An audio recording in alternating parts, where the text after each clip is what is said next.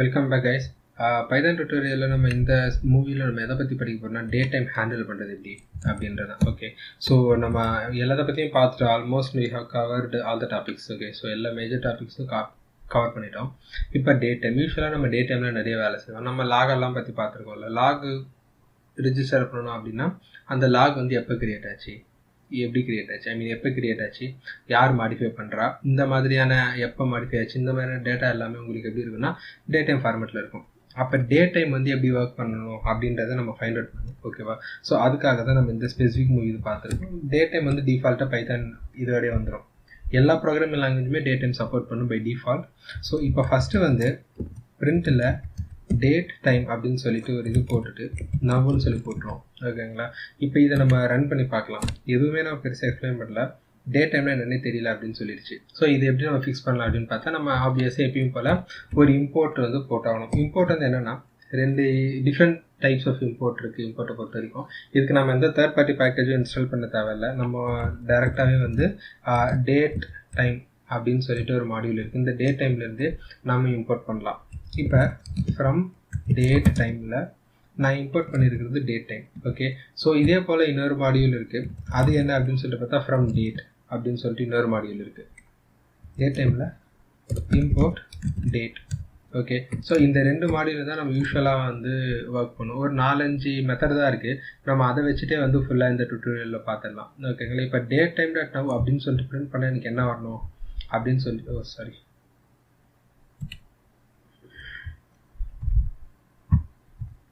இப்போ நான் ரன் பண்ணுறேன் அப்படின்னா இங்கே பார்த்தா 2020 இந்த டைம் இதில் இதுதான் வந்து டே டைம் டாட் நவ். அப்படின்னா இப்போ என்னோட மிஷினில் என்ன டைமோ அதுதான் வந்து date time dot now print பண்ணோம். டே டைம் டாட் நவ்னா கரெக்டாக இப்போ என்னோட மிஷினில் தான் இந்த ப்ரோக்ராம் ரன் ஆகுது. அப்போ ரன் ஆகும்போது என்ன டைமில் இருக்கோ அது எனக்கு பிரிண்ட் ஆகும். சப்போஸ் உங்கள் மிஷினில் வேறு டைம் ஜோனில் இருந்ததுன்னா அப்போ என்ன டைமோ அது பிரிண்ட் ஆகும். அப்போ வேர்ல்டு லெவலில் ஒரு அப்ளிகேஷன் நீங்கள் கிரியேட் பண்ணுறீங்க. இப்போ வந்து நான் வந்து இந்தியாவிலேருந்து பண்ணுறேன், நீங்கள் வந்து ஆஸ்திரேலியாவில் இருக்கீங்க, அவங்கவுங்க டைம் ஜோன் வந்து வேறு வேறு இருக்குது. அப்போ இதை நான் எப்படி வந்து இது பண்ணலாம் அப்படின்னு பார்த்தா நம்ம யூனிவர்சல் டைம் ஜோன் வச்சுருக்கோம். ஓகே, ஒன்று டேட்டா பேஸில் ஸ்டோர் பண்ணும்பொழுதோ இல்லைனா வந்து ரிட்ரீவ் பண்ணும்போது ஏதோ ஒரு இடத்துல வந்து நம்ம கன்வர்ஷன் பண்ணிடுவோம். இப்போ ஒரு யூசர் வந்து இந்தியாவிலேருந்து ஒரு டேட்டாவை சேவ் பண்ணும் பொழுது டேட் டைம் டாட் நவ்னு சொல்லி போட்டுட்டு நான் டேட்டா எடுத்துகிட்டு டிபிக்கு அனுப்பும்போது அதை யூடிசி டைமாக மாற்றி நான் எத்தனை போய் டிபியில் வச்சிடலாம். அப்படி இல்லை அப்படின்னா வாங்கும் பொழுதே நான் யூடிசி டைமாக வாங்கி எடுத்துட்டு ஏதாவது ஒரு இடத்துல கன்வர்ஷன் நடந்தே ஆகணும். அப்போ தான் வந்து அது கரெக்டாக ஒர்க் ஆகும். அப்படி இல்லைன்னா அவங்க டைம் ஜோன் வந்து மாறி போயிடும், டேட்டு டைமு தப்பாக காட்டும். அந்த மாதிரி இதெல்லாம் ரொம்ப கேர்ஃபுல்லாக வந்து ஹேண்டில் பண்ணணும். அப்போ எப்படி நான் ஹேண்டில் பண்ணலாம், அப்போ என்ன எனக்கு பிரச்சனை வரும் அப்படின்னு சொல்லிட்டு கேட்டால், ஒன்று அப்ளிகேஷன் சர்வர் எல்லாம் ஒரே இடத்துல இருக்கும். கரெக்டாக? ஸோ இப்போ எக்ஸாம்பிள் வந்து இப்போ டிபி சர்வர் வந்து இந்தியாவில் மட்டும் வச்சிருக்கேன்னா இப்போ நான் டே டைம் டாட் நவ்னு சொல்லி இந்த இடத்துல மட்டும் எப்பவுமே எனக்கு இந்தியா டைம் தான் சேவ் ஆகும். நான் ஆஸ்திரேலியாவில் வச்சுட்டு பார்க்கும்போது நான் காலையில் 10 மணிக்கு, அதாவது இந்தியா டைமோட 10 மணிக்கு நான் வந்து ஒரு என்ட்ரி போட்டிருப்பேன், அக்கௌண்ட் கிரியேட் பண்ணியிருப்பேன். இந்தியா டைமோட 10 மணின்றது ஆஸ்திரேலியாவுக்கு என்ன அப்படின்றது நம்ம அப்புறமா கனெக்ட் பண்ணலாம், அதெல்லாம் தெரியல. ஸோ அதை வந்து கனெக்ட் பண்ணி வைக்கணும். இப்போ காலையில் ஒரு 3 மணி இல்லை 4 மணி இருக்குன்னு வச்சுக்கலாம். அந்த மாதிரி டைமில் அவங்களுக்கு ஈவினிங்காக இருந்தது அப்படின்னா அப்போ டைம் வெரி ஆகிடும். அப்போ நான் போய் கேட்பேன், நேற்று காலையில் தான் நான் கிரியேட் பண்ணேன், இப்போ எனக்கு மாறி இருக்கு அப்படின்ற அந்த மாதிரியான கன்ஃபியூஷன் வரும். அப்போ என்ன பண்ணலான்னா இப்போ தான் வந்து நம்ம என்ன எடுப்போம் அப்படின்னு சொல்லிட்டு பார்த்தா யூசரோட லோக்கலைசேஷன்.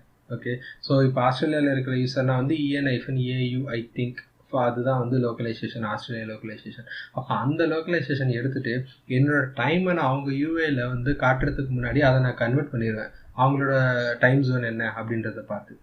ஓகே, ஸோ இந்த மாதிரி கன்வர்ஷன்லாம் நடக்கும். இப்போ இது வந்து யூஸ்வலாக நடக்கிற கன்வர்ஷன். நம்ம இப்போ டே டைம் மட்டும் தான் பார்க்க போகிறோம். ஓகே, ஸோ இப்போ பிரிண்ட்டில் வந்து டே டைம் டம்னு சொல்லிப்பட்டால் கரெக்டாக என்ன டைமோ அது எனக்கு பிரிண்ட் ஆகும். அப்போ இன்னைக்கு பற்றி எனக்கு தெரியணும் அப்படின்னா டேட் டாட் டுடே அப்படின்னு சொல்லிட்டு வந்துருக்கு.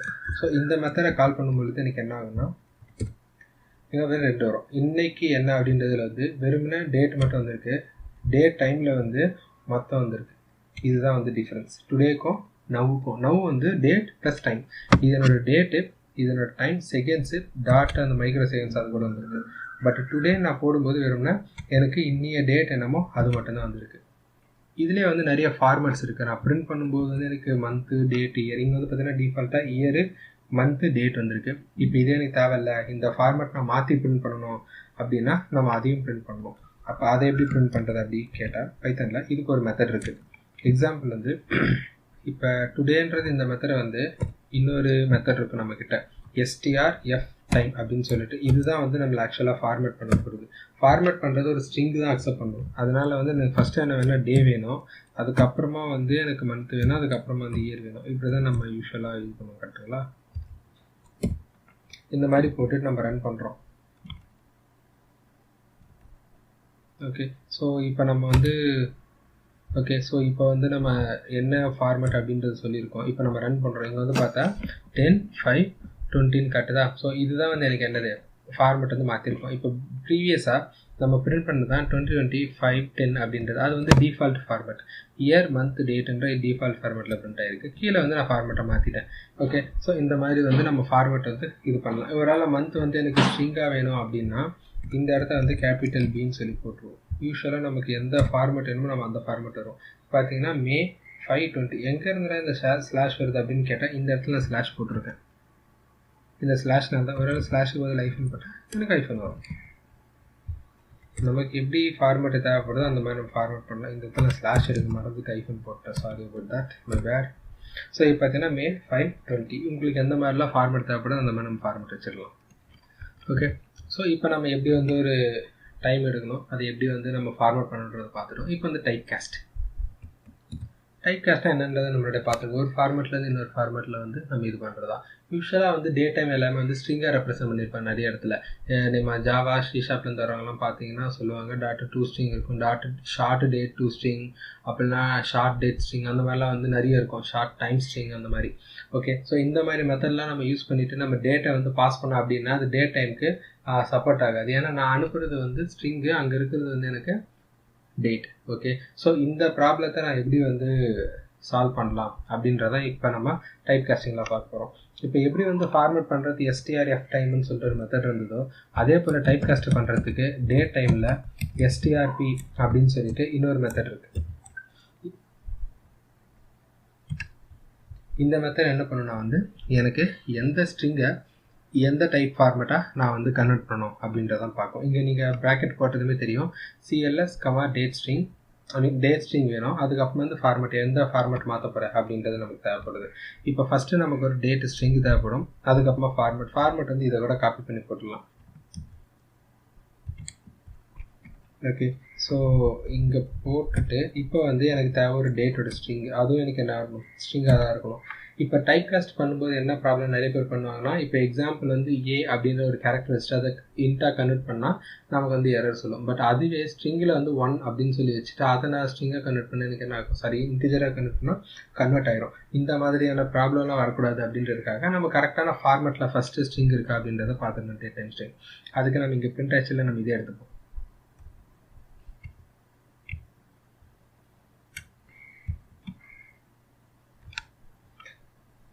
இதவே எடுத்துக்கிட்டு நம்ம இங்கே பிரிண்ட் பண்ணிடுவோம். இப்போ எனக்கு இந்த டைம் வந்து இந்த ஃபார்மேட்டில் வரணும் அப்படின்றத நான் சேவ் பண்ணியிருக்கேன். இப்போ இதை நான் இன்னும் பிரிண்ட் பண்ணவே இல்லைல்ல, ஸோ பிரிண்ட் பண்ணிடலாம். மற்ற எல்லாரையும் வந்து நம்ம இப்போ கமெண்ட் பண்ணிடலாம், தேவையில்ல, கமெண்ட் பண்ணியாச்சு. இப்போ நான் ரன் பண்ணேன் அப்படின்னா எனக்கு என்ன வரும்னா வேல்யூ எரர் த்ரோ பண்ணியிருக்கு.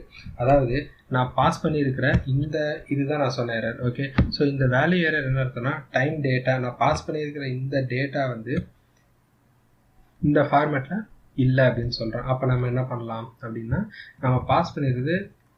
ஸோ இப்போ நான் ரன் பண்ணும்போது எனக்கு வந்து இப்போ மேட்ச் ஆகிருக்கு. ஸோ இப்போ எனக்கு கன்வெர்ட் ஆகிடுச்சு. அப்போ இதோட டைப் பார்த்தீங்க அப்படின்னா இந்த இடத்துல இப்படி ஒரு பிரிண்ட் இருக்குது, இந்த இடத்துல பிரிண்ட்டு டைப்புன்னு சொல்லிட்டு நம்மக்கிட்ட பைத்தானில் ஒரு மெத்தட் இருக்குது. இது நம்ம ஆல்ரெடி பார்த்தது தான், ப்ரீவியஸ் டுட்டோரியலில் பார்த்துருப்போம், தெரியலனா பார்க்கலாம். இங்கே வந்து பார்த்தா கிளாஸ் டே டைம்ன்ற டே டைம், அதாவது டே டைம்ன்ற பேக்கேஜ்குள்ளே இருக்கிற டே டைம்ன்ற மாடியூல்.